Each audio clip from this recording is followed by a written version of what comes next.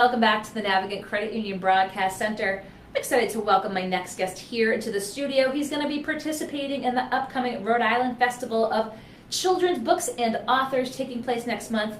We have the link up on Go Local today, going over who's going to be there. But it's R.W. Alley. You might have seen his work in Paddington Bear. You might know him as Bob. Hi. Thanks for coming in today. Oh, nice to be here, Kate. I appreciate it. Again, folks are really excited for the upcoming festival. It's going to be taking place in October. It's going to be great. And you've done it before. Yes. It's a one-day festival. It's October 14th, and there are going to be 13 authors and illustrators. And each one of us is going to do a presentation. I'm going to be presenting with my wife, Zoe. We work together. She would be here today, but she's doing a senior project mentoring thing. So, you know, it's important work. And are you guys going to be talking about the joint book that you brought in for me? Yes. Okay. Yes. Zoe has written two wonderful, I'll hold them up to the camera, two wonderful picture books. One is called There's a Wolf at the Door, and the other is called There's a Princess in the Palace. And the best part about these is that they are gigantic comic books.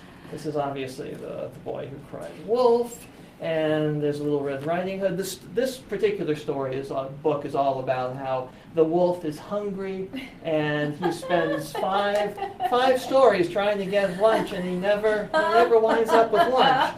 But yeah, and the princess book is 5 related princesses. They all turn out to be the same family. They're all interrelated. Yeah, who knew? And Zoe has a very nice and snarky way of writing. And she wrote a lot of words, but I still managed to. So how do you guys work together? So she has the idea for, you know, how the story is going to play out, but then you just showed a page where like a certain function there was some without words and a bunch of pictures. I mean, how do you go through the creative process? Does it go page by page? I mean, how? Well, Zoe will write the story out completely, exactly the way she wants it, and then she'll hand it to me. She writes on the couch in the living room. I have a converted garage, that's my studio, and she will present me with the entire text, and then I will draw up as best I can how I think the pages should lay out, and she will note that when the picture gets a little cramped, that I've taken out a few of her words, and she doesn't like that very much. And I get that, but the words get put back. The words get put back. I mean, but look at this. I mean, you have the carnival ride. It's just not the actual squares. I mean, this is a lot of fun. This is really a lot of fun. I mean, there is so much just art in here. I mean, I can't even begin to ask. I mean, how long of a process is this? Well, that's about 3 or 4 months worth of work. It is quite a long process, especially for me. But yeah, it's all pen and ink with watercolors and acrylic paints and colored pencils and just about everything else thrown on top of it. Unbelievable. So is this the one you're going to be talking about at the festival? Well, we're going to be talking about this one, and we'll be talking about. I wrote a series of books about 4. You can't see that. 4 little stories, seasonal stories. This one has to do with Halloween, and it's. So you can see the kids are going to get so excited for this being so seasonal. Right. So we're going to talk about this one, and then we also worked on a series of books that brought the dog character Enzo from the Garth Stein's The Art of Racing in the Rain into picture book land. There are four of these. And the other thing other character we're going to be talking about is one that I've done for about 20 years, Paddington. And this has been our bread and butter for well, as I say, 20 years, and it's Who doesn't know Paddington? Tell us about your Paddington story. How did you get to Paddington? I was doing work for the publisher, who through a series of publishing mergers from big buildings to big buildings, the U.S. wanted to bring Paddington in picture book form to our shores, because he's known all around the world, but not so much in the U.S. at that point. So I was doing pen and ink drawing like the Wolf book, and the publisher thought that my style would be appropriate for Paddington. So I auditioned, I met the author, we hit it off, and we began a collaboration of about 20 or so original picture books. Which 20. I was going to ask how many. That, speaking of prolific, that is prolific. Yeah. But he was a very good writer, and he was an amazing writer because he believed that Paddington is a real bear, and you could tell that he expected Paddington to walk around the corner at any moment, and he was in Paddington's head all the time, and it was remarkable. It was quite remarkable. Why do you think Paddington has just the enduring legacy that Paddington does? I think for one thing, Michael Bond, the author, Michael had, well, the character came from a situation which is, well, very current today. He came as a result of Michael's walking into a store at Christmas time, seeing one lone teddy bear on the shelf, and thinking, how is this bear going to survive in the middle of London? And so he concocted a story of Paddington being from Peru. He was new to England. He had no family. He was adopted by an English family, and learned about the English culture that way. So he's always been an outsider, and that was very attractive, I think, to any child who feels as if they don't quite fit in. And Paddington always finds a way to fit in, and some of the later books that Michael wrote deal with Paddington possibly going through some sort of extradition process at the government's not an expense, but at the government's prompting, and so yes, Paddington has always stayed current, and there are the new movies out too, which is kind of fun. So we're looking at the festival on October 14th. Yes. But what's next for Bob? Well, there's always something in the works. Always writing. I'm writing some more books myself, and hopefully there'll be more. More of everything. And I'd like to do another big comic book. Those are just so much fun. That was just phenomenal. Again, the wolf at the door, intertwining the wolf fairy tales. Yeah. He's just hungry. Is the wolf just misunderstood? A little like Paddington, I think. Yeah. No, obviously, he never gets lunch. The poor guy. I think he'll become a vegetarian at the end Just of it. really needs to eat.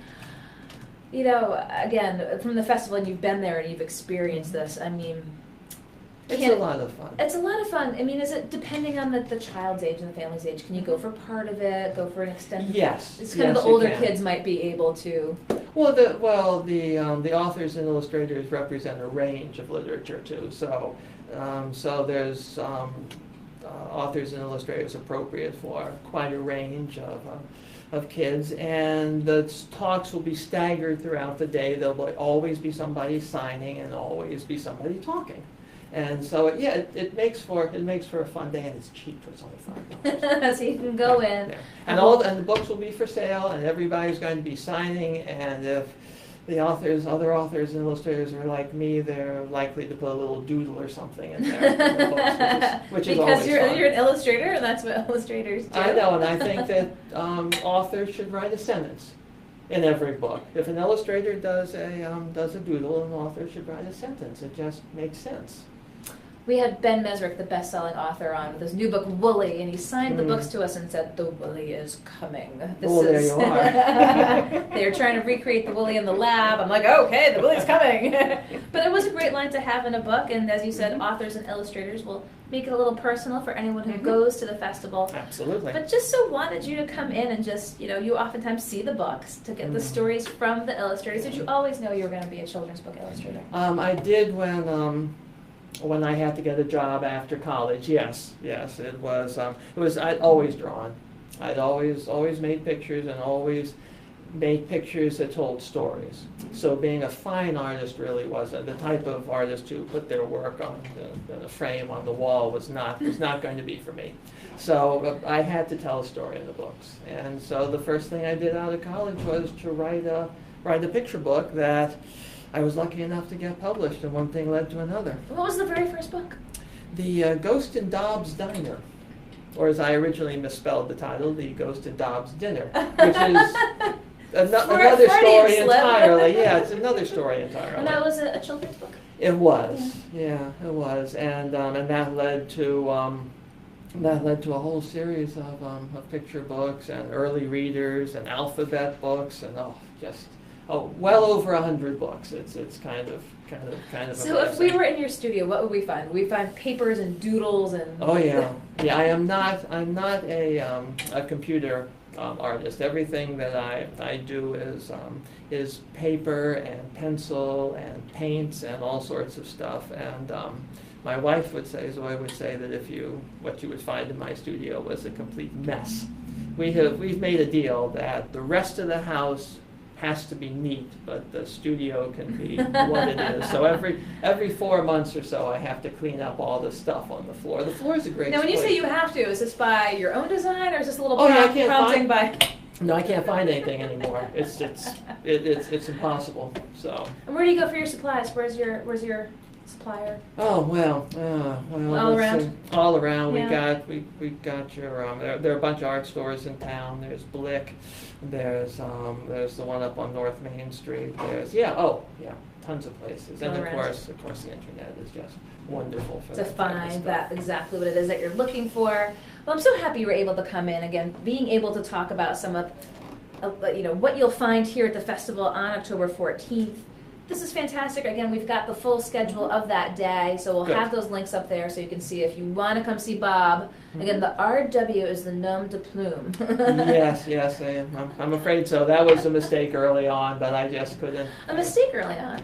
Well, yeah, because, I could have been Bob. It's Bob Alley, but it seems, the RW seems a little snooty sometimes. RW has a little air of mystery around it. Well, Bob, I appreciate your taking the time to come in today. Again, we'll have this clip up later, but you can check out Bob and his works. And 14? How many authors? And I should know that number. 18. 13. 13 on the 14th. 13 on the 14th. So it's a progression. That's easy for someone like me who is not great at numbers. 13 on the 14th. You can check them out. We've got that link up for you.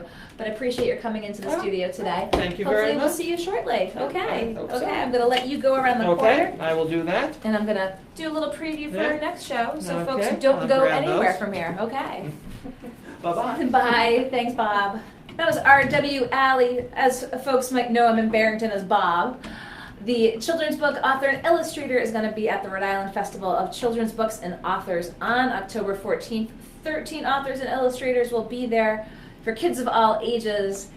Paddington Bear to comic books, got to get a little glimpse inside the mind of a children's book illustrator, so it was great to have Bob here in the studio during the Lifestyle Hour here at Go Local.